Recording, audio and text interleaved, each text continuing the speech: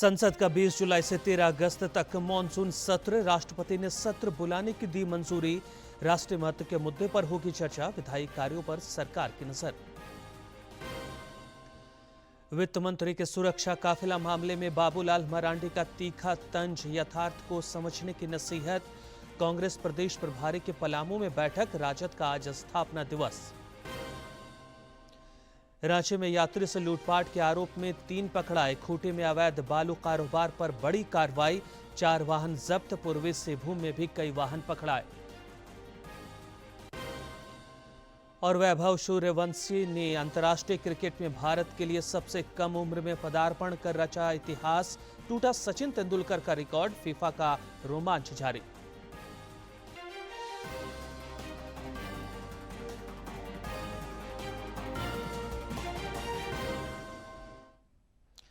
नमस्कार, खबरें झारखंड में आपका स्वागत है। मैं हूं रियाज आलम और अब समाचार विस्तार से। संसद का मॉनसून सत्र 20 जुलाई से 13 अगस्त तक चलेगा। राष्ट्रपति द्रौपदी मुर्मू ने सत्र बुलाने की मंजूरी प्रदान की है।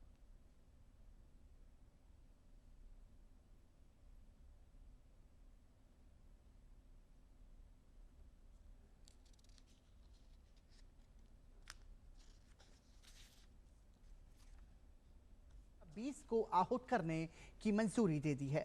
संसदीय कार्य और अल्पसंख्यक मामलों के मंत्री किरेन रिजिजू ने शनिवार को सोशल मीडिया प्लेटफॉर्म एक्स पर इसकी जानकारी साझा की। केंद्रीय मंत्री किरेन रिजिजू ने अपने पोस्ट में लिखा कि संसद का मॉनसून सत्र 20 जुलाई 2026 से शुरू होगा और 13 अगस्त 2026 तक चलेगा। उन्होंने कहा कि यह सत्र राष्ट्रीय महत्व के मुद्दों पर सार्थक बहस, चर्चा और निर्णय के लिए महत्वपूर्ण मंच साबित होगा। सरकार की ओर से उम्मीद जताई गई है कि दोनों सदनों में जनहित और राष्ट्रीय हित से जुड़े विषयों पर व्यापक और रचनात्मक चर्चा होगी। ये 25 दिन का सत्र होगा जिसमें 19 बैठकें होंगी। इस मानसून सत्र में तृणमूल कांग्रेस और शिवसेना यूबीटी में हुई बगावत का असर भी देखने को मिल सकता है। तृणमूल के 20 सांसद और शिवसेना के 6 सांसद अलग गुट के रूप में मान्यता चाहते हैं, जिस पर लोकसभा अध्यक्ष ओम बिरला को निर्णय लेना है। प्रधानमंत्री नरेंद्र मोदी ने गुजरात के साणंद में कल सेमीकंडक्टर मिशन के तहत स्वीकृत एक और परियोजना का उद्घाटन किया।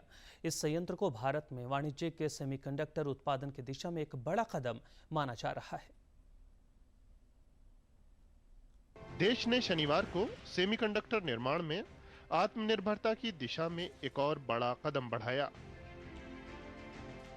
प्रधानमंत्री नरेंद्र मोदी ने गुजरात के साणंद में स्थित CG semi outsourced semiconductor assembly and test संयंत्र का उद्घाटन किया। संयंत्र में व्यावसायिक उत्पादन की शुरुआत से वैश्विक सेमीकंडक्टर सप्लाई चेन में भारत की भूमिका और मजबूत होगी। इस वर्ष की शुरुआत में मैंने कहा था कि वर्ष 2026 में 4 सेमीकंडक्टर फैसिलिटी शुरू हो जाएगी और आज मेरे मंत्री ने कह दिया नहीं 4 नहीं 5 हो जाएगी।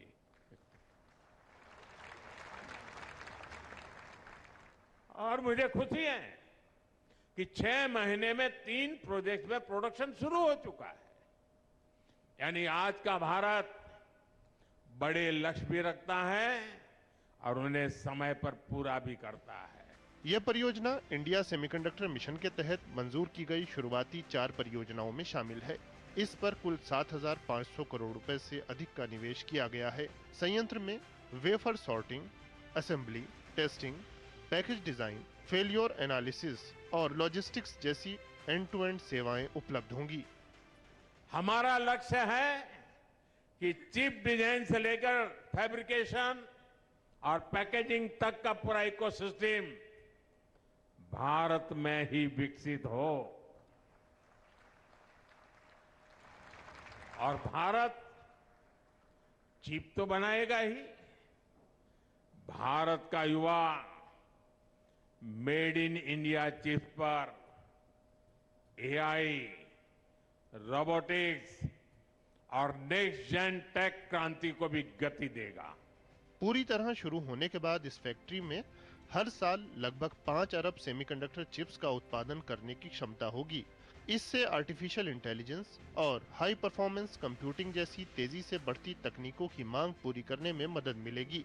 इस संयंत्र से ऑटोमोबाइल, इंडस्ट्रियल, टेलीकॉम, 5G और इंटरनेट ऑफ थिंग्स जैसे कई क्षेत्रों में मदद मिलेगी। भारत की युवा शक्ति पर अटूट विश्वास जताते हुए पीएम ने कहा कि हर नई औद्योगिक क्रांति से सर्वाधिक अवसर युवाओं के लिए पैदा होते हैं। सेमीकंडक्टर और एआई क्रांति भी अपने साथ अनगिनत अवसर लेकर आ रही है। पीएम ने नौजवानों से कहा, आइडिया आपका, साथ मेरा। आज 18-20 साल के नौजवान है ना, ये मोदी इसलिए मेहनत करता है कि जब आप 40-45 साल के हो, जब आपके घर में बच्चे बड़े हो रहे हो, तब आप अपने बच्चों को विकसित भारत में बड़े करते देख सके। इसलिए मैं मेरी जिंदगी खपा रहा हूं आपके बच्चों के भविष्य के लिए। पीएम ने याद किया कि उन्होंने बतौर मुख्यमंत्री 2 दशक से भी पहले गुजरात में सेमीकंडक्टर संयंत्र लगाने की योजना बनाई थी।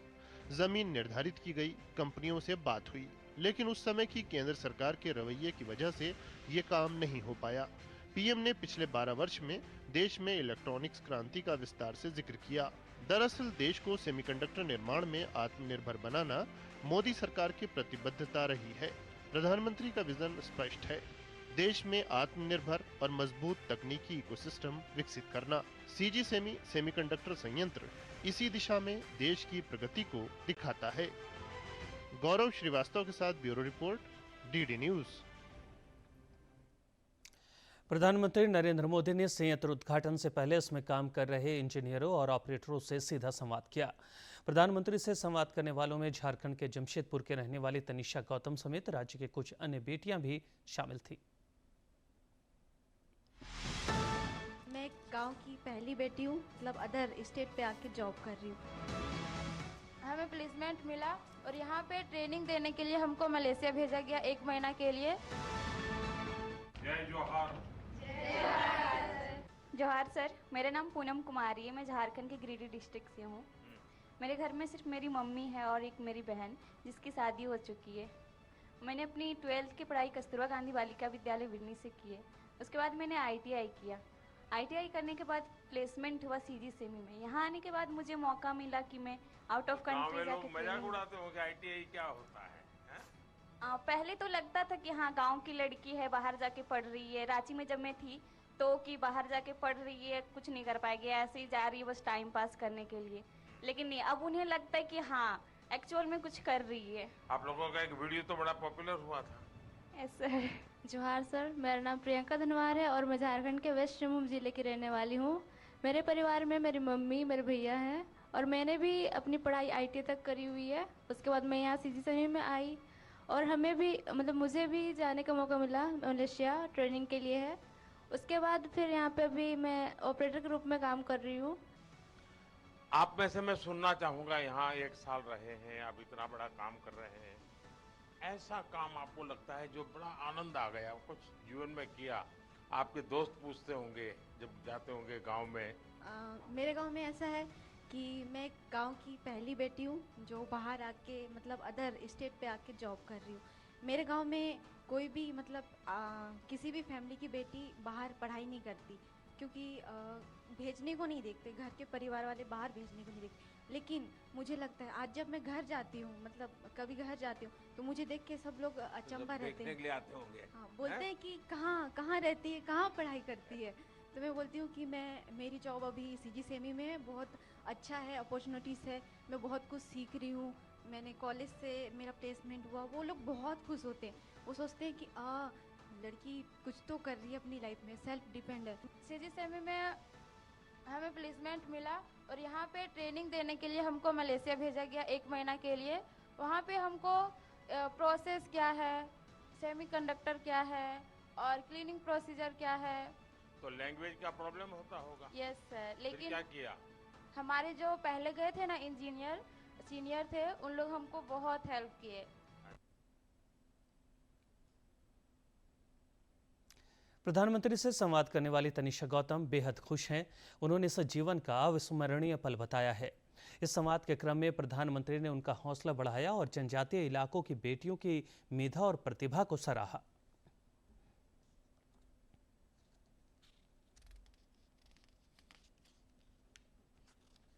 मैं सीजी सेमी में बतौर एक टेक्नीशियन के तौर पे काम करती हूँ और हमारी कंपनी में आज प्रधानमंत्री श्री नरेंद्र दामोदर दास मोदी जी का आगमन हुआ था। इस आगमन के हमारे कंपनी में छोटा सा इंटरेक्शन सेशन रखा गया था और उस इंटरेक्शन सेशन का मैं हिस्सा थी। मेरे साथ कई अन्य साथी भी उस इंटरेक्शन सेशन में शामिल थे। इंटरेक्शन सेशन में 13 लड़कियों का चयन हुआ था और बहुत सारी लड़कियां मध्य प्रदेश और झारखंड से ही बिलोंग करती थी। प्रधानमंत्री मोदी जी ने जितनी भी लड़कियां झारखंड से थी, जमशेदपुर से थी, इन सारी लड़कियों की बहुत ज़्यादा सराहना की है। नई दिल्ली में 8 और 9 जुलाई को झारखंड सरकार की पहल पर नेशनल स्टेक होल्डर्स कंसल्टेशन का आयोजन होगा। मुख्यमंत्री हेमंत सोरेन इसमें राज्य का डिजिटल रोड मैप पेश करेंगे। इस कार्यक्रम के दौरान AI पर भी चर्चा होगी। 2 दिवसीय कंसल्टेशन के पहले दिन देश विदेश की लगभग 100 अग्रणी IT कंपनियों के प्रतिनिधि और राज्य सरकार के बीच वरिष्ठ अधिकारी 2 अलग-अलग सत्रों में भाग लेंगे। इस आयोजन के जरिए झारखंड में प्रौद्योगिकी विकास को नया आयाम देने की कोशिश की जा रही है। नेता प्रतिपक्ष बाबूलाल मरांडी ने नई दिल्ली में भाजपा के राष्ट्रीय अध्यक्ष नितिन नबीन से मुलाकात की। इस संबंध में एक तस्वीर साझा कर श्री मरांडी ने बताया कि मुलाकात के दौरान राष्ट्रीय अध्यक्ष से संगठन मजबूती और अन्य मुद्दों पर सार्थक चर्चा हुई। गौरतलब है कि इससे पहले आदित्य प्रसाद साहू ने भी राष्ट्रीय अध्यक्ष से मुलाकात की थी। वित्त मंत्री राधाकृष्ण किशोर की सुरक्षा काफिला प्रकरण पर बाबूलाल मरांडी ने तीखा तंज कसा है। श्री मरांडी ने कहा कि राधाकृष्ण किशोर को यथार्थ समझने की जरूरत है। एक सोशल मीडिया पोस्ट में नेता प्रतिपक्ष ने आरोप लगाया कि झारखंड में सिस्टम पूरी तरह से ध्वस्त हो चुका है। सरकार और महकमा अब अधिकारियों से नहीं चल रहा, बल्कि सत्ता के गलियारे में बैठे कुछ लोग सर्वशक्तिमान बने हुए हैं। प्रदेश कांग्रेस प्रभारी के राजू ने पलामू में पार्टी की संगठनात्मक बैठक में हिस्सा लिया। इस दौरान SIR समेत विभिन्न समसामयिक विषयों पर लंबी चर्चा चली। प्रदेश प्रभारी ने पार्टी संगठन को बूथ स्तर तक मजबूत बनाने के टिप्स दिए। SIR प्रपत्र भरने में मतदाताओं को आवश्यक सहयोग और मार्गदर्शन देने का भी निर्देश दिया। इस बैठक में पार्टी के कई नेता मौजूद रहे। राष्ट्रीय जनता दल आज अपना 30वां स्थापना दिवस मना रहा है। राज्य के मंत्री सह पार्टी नेता संजय प्रसाद यादव ने राजद के सभी नेताओं और कार्यकर्ताओं को स्थापना दिवस की शुभकामनाएं दी हैं। उन्होंने कहा कि सामाजिक न्याय को मजबूत बनाने की दिशा में लालू प्रसाद यादव का योगदान और संघर्ष सभी कार्यकर्ताओं के लिए प्रेरणा का स्रोत रहा है। दिवंगत हिमांशु सिंह के लिए न्याय की मांग तेज होती जा रही है। हत्याकांड के विरोध में जमशेदपुर बंद के बाद भाजपा के प्रदेश अध्यक्ष आदित्य प्रसाद साहू समेत अन्य नेताओं ने कल आदित्यपुर में हिमांशु के परिजनों से मुलाकात की और मामले की उच्च स्तरीय जांच कराने की मांग की। आदित्य प्रसाद साहू समेत पार्टी के कई नेताओं ने आदित्यपुर पहुंचकर दिवंगत हिमांशु सिंह के परिजनों से मुलाकात कर उन्हें ढांढस बंधाया। श्री साहू ने विधि व्यवस्था के मुद्दे पर राज्य सरकार को घेरा और इस हत्याकांड की उच्च स्तरीय जांच की मांग की। सरकार नहीं चल रही है, बल्कि अपराधियों का समानांतर सरकार झारखंड समेत जमशेदपुर में चल रहा है। साहब आश्चर्य होता है, पुलिस की मौजूदगी में अपराधी इतनी हिम्मत कर रहे हैं, हत्या कर रहे हैं, अब पुलिस दर्शक बनी। इसे मैं आप सबों के माध्यम से सरकार से मांग करता हूँ, जिस प्रकार से अपराधियों के नाम से आपने फायर करने का काम किया है, जेल भेजने का आप काम कर रहे हैं, लोगों को पकड़ने का अभी तक पूरे लोगों को काम नहीं किया है। जो दोषी पुलिसकर्मी जो वहाँ पर मौजूद पुलिसकर्मी हैं, उन पर भी 302 का मुकदमा दर्ज किया जाए, उनको बर्खास्त किया जाए और उनको। वहीं पार्टी उपाध्यक्ष भानु प्रताप शाही ने पुलिस की कार्यशैली पर सवाल खड़ा किए और लापरवाह पुलिस कर्मियों पर सख्त कार्रवाई की मांग की। पार्टी के प्रदेश महामंत्री अमर बावरी ने भी सरकार पर तीखा हमला बोला और राज्य की कानून व्यवस्था को पूरी तरह ध्वस्त बताया। जब उसको सुरक्षा की आवश्यकता हो, पुलिस के कस्टडी में पुलिस के सामने हत्या हो रहा, पुलिस उसको बचाने का भी प्रयास नहीं करे, तो बेवकूफ से बेवकूफ आदमी भी यह बात बोलेगा कि पुलिस सामने खड़ा होकर भी हिमांशु का हत्या करवाने का काम किया। तो जो हत्यारे हैं उन पर जो धारा लगे, उससे कम कोई भी धारा पुलिस पदाधिकारी पर नहीं था। ये पहले दिन से हम लोगों ने अपना स्टैंड क्लियर किया। दुख इस बात का है कि अभी तक उन पुलिस पदाधिकारियों पर, कर्मियों पर कोई भी कार्रवाई नहीं हुई। मुख्यमंत्री की पुलिस इस घटना के बाद तो उनको चूड़ी पहन लेना चाहिए। उसके पुरुषार्थ पर इतना बड़ा दाग लगा है और उस दाग को मिटाने की जगह ये जो सरकार है अलग अलग नैरेटिव करने के लिए, अलग अलग इसे ध्यान भटकाने के लिए कोशिशें कर रहे हैं। ये बहुत ज़्यादा जो है शर्मिंदा करने वाला स्थिति है और हम लोग मांग करते हैं उसे दोषी पुलिस कर्मियों पर इसकी अभिरक्षा में, लोग पुलिस के पास क्यों भागते हैं जान की रक्षा करने के लिए, उसकी अभिरक्षा में किस तरह से हत्याएं हुई है, ये स्थानीय प्रशासन पूरी तरह से जिम्मेवार है। पूरे अत्याचार है उसका भी अंत उसी के माध्यम से निकलेगा। ये राज्य सरकार को अविलंब इसकी सीबीआई जांच की अनुशंसा करके राज्य की जनता का, जमशेदपुर की जनता का, जो जितने लोग यहाँ से प्रभावित हैं उन जनता के ऊपर विश्वास फिर से कायम करना चाहिए और इसे सीबीआई जांच के लिए अनुशंसित करना चाहिए। इस हत्याकांड के विरोध में भाजपा ने कल जमशेदपुर बंद भी बुलाया था। हिमांशु सिंह के लिए न्याय की मांग अब तेज होती जा रही है। सरायकेला खरसावां से अनूप मिश्रा की रिपोर्ट। रांची के नजदीक चान्हो में प्रतिभा सम्मान समारोह का आयोजन हुआ। इस दौरान कृषि मंत्री शिल्पी नेहा तिर्की ने मेधावी विद्यार्थियों को उत्कृष्ट प्रदर्शन के लिए सम्मानित कर उनका हौसला बढ़ाया। मौके पर कई गणमान्य लोग मौजूद रहे।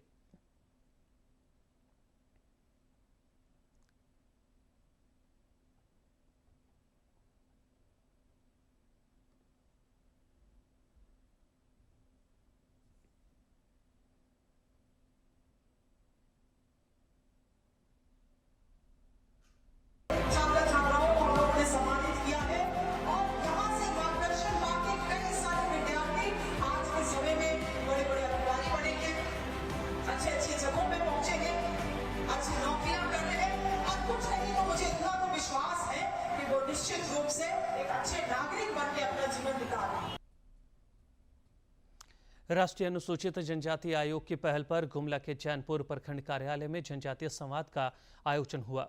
इस दौरान आयोग की सदस्य आशा लकड़ा ने अधिकारियों को आदिवासी समाज से जुड़े समस्याओं के समाधान के लिए आवश्यक निर्देश दिए। आशा लकड़ा का स्थानीय लोगों ने परंपरागत तरीके से स्वागत और अभिनंदन भी किया। रांची नगर निगम के महापौर रोशनी खलको ने निगम में फंड की कमी पर राज्य सरकार को घेरा है। उन्होंने कल पार्षदों के साथ बैठक की। महापौर ने कहा कि राशि के अभाव में निगम क्षेत्र में विकास कार्य ठप पड़े हैं।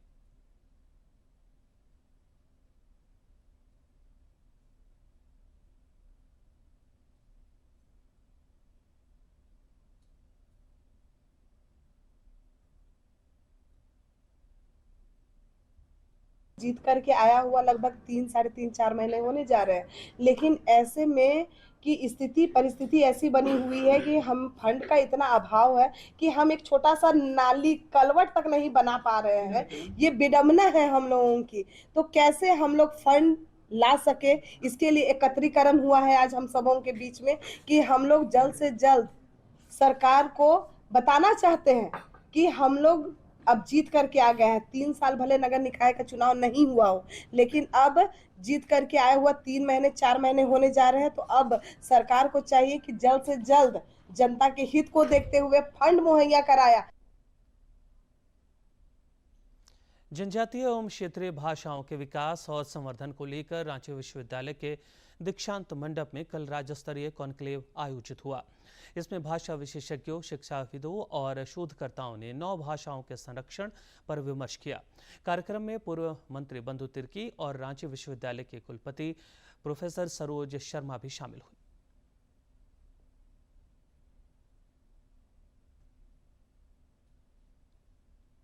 दीक्षांत मंडप में 9 जनजातीय एवं क्षेत्रीय भाषाओं के विकास, पुनरुद्धार और संवर्धन को लेकर राज्य स्तरीय कॉन्क्लेव आयोजित हुआ। पूर्व मंत्री बंधु तिर्की ने कहा कि कॉन्क्लेव में विभिन्न सत्रों के जरिए इन 9 भाषाओं के संरक्षण, संवर्धन और विकास को लेकर विमर्श हुआ। कॉन्क्लेव के निर्णयों से राज्य सरकार को अवगत कराया जाएगा। होगा, बहुत सारी बातें आएंगी। हमारे जो शोधार्थी हैं उनका, स्कॉलर्स होल्डर है उनका, तो इन तमाम चीजों को लेकर के बातें आएंगी और ये पूरी बातों को फिल्टर करने के बाद में राज्य सरकार को सौंपा जाए। कार्यक्रम में शामिल रांची विश्वविद्यालय की कुलपति प्रोफेसर सरोज शर्मा ने कहा कि राष्ट्रीय शिक्षा नीति में क्षेत्रीय भाषाओं को विशेष स्थान दिया गया है। करेंगे, मगर ये एक अभिनव अनूठा प्रयास आज ये हुआ है कि सभी भाषाओं को एक मंच पे संवर्धित करने वाले लोगों का सम्मेलन हो रहा है और राज्य विश्वविद्यालय में 9 भाषाओं में काम हो रहा है। हम इसको चाहेंगे कि अंतर्राष्ट्रीय स्तर पे भी और राष्ट्रीय स्तर पे भी इन भाषाओं पे सर्टिफिकेट और डिप्लोमा कोर्स शुरू करें, जिससे प्रचार प्रसार हो और शिक्षा के क्षेत्र में एक अनूठी पहल है। ये राष्ट्रीय शिक्षा नीति के प्रमुख संस्तुतियों में से है। विश्वविद्यालय स्तर पे तो है ही, हम पढ़ा रहे 9 भाषाओं में, मगर विद्यालय स्तर पे अगर होगा तो हमारे यहाँ एडमिशन बढ़ेंगे स्टूडेंट्स के। कॉन्क्लेव में कई भाषा विशेषज्ञों, शिक्षाविदों और शोधकर्ताओं ने भाग लिया। उन्होंने संताली, मुंडारी, हो, नागपुरी, खड़िया, पंच परगनिया, कुरमाली, खोरठा और कुड़ुक भाषा के संरक्षण और विकास पर जोर दिया। जो भाषा अभी इस्टेब्लिश्ड हो चुका है, उस भाषा को रोजगार के साथ जोड़ते हुए और प्राइमरी स्तर से लेकर उच्च स्तर तक पढ़ाई का प्राथमिकता दें। नेशनल एजुकेशन पॉलिसी भी यही कहती है कि जनजातीय एवं क्षेत्रीय भाषा एक अपनी मातृभाषा में शिक्षा होना चाहिए। जब अलग हुआ तो भाषा और संस्कृति के आधार पर हुआ, तो यही की भाषाओं को सीमित कर दिया जाएगा तो कल को हम अपनी भाषा, अपनी संस्कृति, अपना पहचान को सुरक्षित नहीं रख पाएंगे। तो ये हमारे अस्मिता का सवाल है। इस दौरान मंच को विशेष रूप से सजाया गया था, जो आकर्षण का केंद्र बना और राज्य की भाषाई समृद्धि इससे प्रदर्शित हुई। कार्यक्रम में रांची विश्वविद्यालय के जनजातीय एवं क्षेत्रीय भाषा विभाग के विभागाध्यक्ष, व्याख्याता और विद्यार्थी शामिल हुए। रांची से सौरभ कुमार के साथ प्रणय प्रबोध की रिपोर्ट। रांची में पुलिस ने यात्रियों से लूटपाट करने वाले गिरोह का पर्दाफाश किया है। पुलिस ने बताया कि गिरोह के लोग सुनसान इलाकों में यात्रियों को ले जाकर उनसे लूटपाट किया करते थे। 3 जुलाई की रात भी एक यात्री से लूटपाट हुई थी। इस मामले में 3 लोगों को पकड़ा गया है। इनके पास से पुलिस ने 2 ऑटो रिक्शा, मोबाइल और लूटा गया 5,000 रुपये भी बरामद किया है।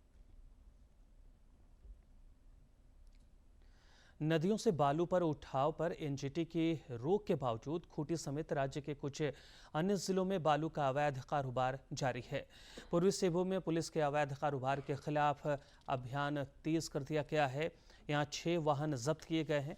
इधर खूंटी में भी पुलिस ने कार्रवाई करते हुए अवैध बालू लदे 4 वाहनों को पकड़ा है। पुलिस ने कार्रवाई के दौरान हालांकि चालक भागने में सफल रहे और जो भी ड्राइवर थे वो सब मौके का फ़ायदा उठा के वो लोग भाग चुके। इसके अलावा बाकी जो हम लोग उसमें अग्रतर कार्रवाई है तो हम लोग माइनिंग को भी अटैच किए हैं। इसके अलावा हम लोग की तरफ से उस पर कार्रवाई किया जाए। और अब कुछ खबर राज्य के विभिन्न जिलों से फटाफट अंदाज में।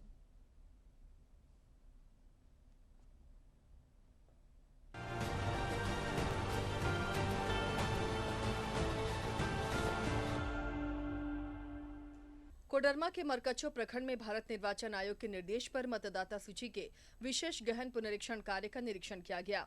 बीएलओ के कार्यों की समीक्षा करते हुए नए पंजीकरण, सत्यापन और समयबद्ध निष्पादन के निर्देश दिए गए। नागरिकों से भी सहयोग की अपील की गई। कोडरमा में एसआईआर के तहत जिला प्रशासन ने शहरी क्षेत्रों में डोर टू डोर जागरूकता अभियान चलाया। पदाधिकारियों ने मतदाताओं को गणना प्रपत्र, आवश्यक दस्तावेज और प्रक्रिया की जानकारी दी। नागरिकों से समय पर फॉर्म भरकर बीएलओ को देने की अपील की गई ताकि सूची अद्यतन हो सके।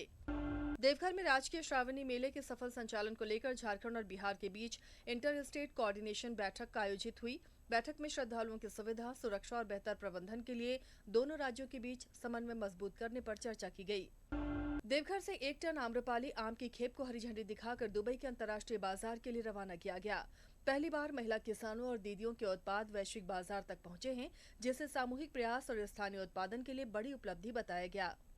पाकुड़ जिले के होनहार क्रिकेटर प्रियांशु कुमार का चयन अंडर 19 राज्य स्तरीय क्रिकेट प्रशिक्षण शिविर के लिए हुआ है।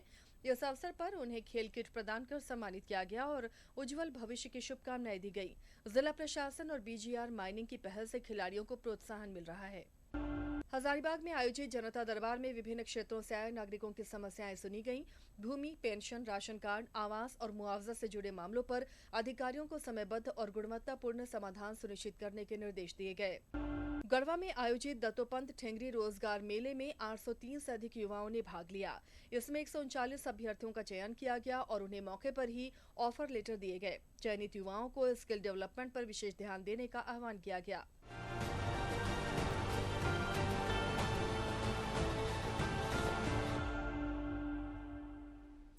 राज्य में मानसून ने रफ्तार पकड़ी है। बीती रात से ही रांची समेत कई जिलों में रुक रुक कर बारिश का सिलसिला जारी है। इधर मौसम विज्ञान केंद्र के पूर्वानुमान के मुताबिक आज से 7 जुलाई तक गुमला, पश्चिमी सिंहभूम और सिमडेगा समेत कई जिलों में भारी बारिश की संभावना है। पिछले 24 घंटे के दौरान पश्चिमी सिंहभूम के हाटगम्हरिया में सर्वाधिक 32 मिलीमीटर बारिश हुई। मैनचेस्टर में कल खेले गए T20 मैच में भारत को इंग्लैंड ने हरा दिया। इसके साथ ही मेजबान टीम ने श्रृंखला में 1-0 की बढ़त हासिल कर ली है। इंग्लैंड ने भारत को दूसरे T20 मैच में 4 विकेट से हराकर 5 मैचों की T20 सीरीज में 1-0 की बढ़त बना ली है। शनिवार को मैनचेस्टर में खेले गए मुकाबले में टॉस जीतकर पहले बल्लेबाजी करने उतरी भारतीय टीम ने 20 ओवर में 7 विकेट पर 190 रन बनाए। जवाब में इंग्लैंड ने जैकब बैथेल की अर्धशतकीय पारी की मदद से 19 ओवर में 6 विकेट पर 191 रन बनाए और मुकाबला अपने नाम कर लिया। महिला T20 विश्व कप 2026 के फाइनल मुकाबले में आज मेजबान इंग्लैंड और 6 बार की चैंपियन ऑस्ट्रेलिया आमने सामने होंगी। ये मुकाबला लॉर्ड्स में खेला जाएगा। पूरे टूर्नामेंट में दोनों टीमें अब तक अजय रही हैं और शानदार प्रदर्शन के दम पर फाइनल में पहुंची हैं। ऐसे में क्रिकेट जगत को एक रोमांचक मुकाबले की उम्मीद है। इंग्लैंड की नज़र दूसरी बार T20 विश्व कप जीतने पर होगी। उसने 2009 में लॉर्ड्स में ही पहला महिला T20 विश्व कप अपने नाम किया था। वहीं ऑस्ट्रेलिया 7वीं बार ये खिताब जीतकर अपनी बादशाहत बरकरार रखना चाहेगा। वैभव सूर्यवंशी ने भारत के लिए अंतर्राष्ट्रीय क्रिकेट में सबसे कम उम्र में पदार्पण कर इतिहास रच दिया है। उन्हें कल मैनचेस्टर T20 शुरू होने से पहले उपकप्तान तिलक वर्मा ने टीम इंडिया की कैप सौंपी। वैभव ने सचिन तेंदुलकर के रिकॉर्ड को पीछे छोड़ दिया है।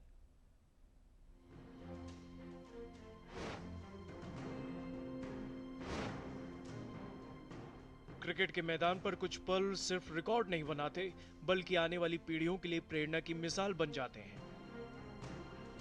ऐसा ही एक ऐतिहासिक क्षण तब देखने को मिला जब वैभव सूर्यवंशी ने इंग्लैंड के खिलाफ दूसरे T20 मुकाबले में अंतर्राष्ट्रीय क्रिकेट से पदार्पण करते हुए भारतीय क्रिकेट इतिहास के सुनहरे पन्नों में अपना नाम दर्ज करा लिया। सिर्फ 15 साल की उम्र में टीम इंडिया तक पहुंचने में वैभव सफल रहे हैं। वो भारत के लिए सबसे कम उम्र में अंतर्राष्ट्रीय डेब्यू करने वाले क्रिकेटर बन गए। वैभव ने महज 15 साल और 99 दिन की उम्र में टीम इंडिया की जर्सी पहनने वाले वैभव भारत के लिए अंतर्राष्ट्रीय क्रिकेट खेलने वाले सबसे कम उम्र के खिलाड़ी बन गए हैं। IPL 2026 में वैभव सूर्यवंशी के धमाके के बाद उनका टीम इंडिया के लिए खेलना लगभग तय हो गया था। उन्होंने उस रिकॉर्ड को भी पीछे छोड़ दिया जिसे दशकों तक भारतीय क्रिकेट की महानतम विरासतों में गिना जाता रहा है। महान बल्लेबाज सचिन तेंदुलकर ने 16 साल और 205 दिन की उम्र में भारत के लिए पदार्पण किया था। उस समय दुनिया ने एक ऐसे खिलाड़ी का उदय देखा था जिसने आगे चलकर क्रिकेट के इतिहास को नई पहचान दी। अब वर्षों बाद वैभव सूर्यवंशी ने उसी रिकॉर्ड को तोड़ते हुए यह संदेश दिया है कि भारतीय क्रिकेट की नई पीढ़ी बड़े सपनों के साथ आगे बढ़ रही है। वैभव ने इस मामले में सिर्फ मेंस क्रिकेट ही नहीं बल्कि भारतीय क्रिकेट के ओवरऑल रिकॉर्ड में भी टॉप पर जगह बना ली है। भारत के लिए महिला क्रिकेट में सबसे कम उम्र में डेब्यू करने का 15 साल और 239 दिन का रिकॉर्ड शेफाली वर्मा के नाम पर है। अब वैभव ने उनसे भी कम उम्र में भारत के लिए खेलने का गौरव हासिल कर लिया है। वैभव सूर्यवंशी ने अंडर 19 विश्व कप 2026 के फाइनल में 183 रन की पारी खेली। उसके बाद IPL 2026 में उनके प्रदर्शन ने सभी को हिलाकर रख दिया। 15 साल के इस खिलाड़ी ने जसप्रीत बुमराह से लेकर पैट कमिंस को पहली गेंद पर 6 जड़ा है। यह सिर्फ एक डेब्यू नहीं बल्कि मेहनत, समर्पण और असाधारण प्रतिभा की कहानी है। जिस उम्र में अधिकांश खिलाड़ी अपने करियर की दिशा तलाश रहे होते हैं, उस उम्र में वैभव ने अंतर्राष्ट्रीय मंच पर कदम रखकर करोड़ों भारतीयों को गर्व का एहसास कराया है। इंग्लैंड जैसी मजबूत टीम के खिलाफ मिला यह मौका वैभव के लिए किसी सपने के सच होने के जैसा है। Sports desk, DD news. Bulletin के अंत में एक बार फिर से मुख्य समाचार।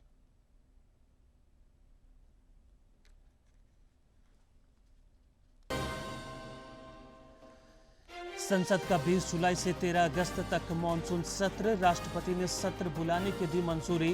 राष्ट्रीय महत्व के मुद्दे पर होगी चर्चा। विधायी कार्यों पर सरकार की नजर। वित्त मंत्री के सुरक्षा काफिला मामले में बाबूलाल मरांडी का तीखा तंज, यथार्थ को समझने की नसीहत। कांग्रेस प्रदेश प्रभारी की पलामू में बैठक, राजद का आज स्थापना दिवस। रांची में यात्री से लूटपाट के आरोप में 3 पकड़ाए, खूंटी में अवैध बालू कारोबार पर बड़ी कार्रवाई, 4 वाहन जब्त, पूर्वी सिंहभूम में भी कई वाहन पकड़ाए। और वैभव सूर्यवंशी ने अंतर्राष्ट्रीय क्रिकेट में भारत के लिए सबसे कम उम्र में पदार्पण कर रचा इतिहास, टूटा सचिन तेंदुलकर का रिकॉर्ड, फीफा का रोमांच जारी।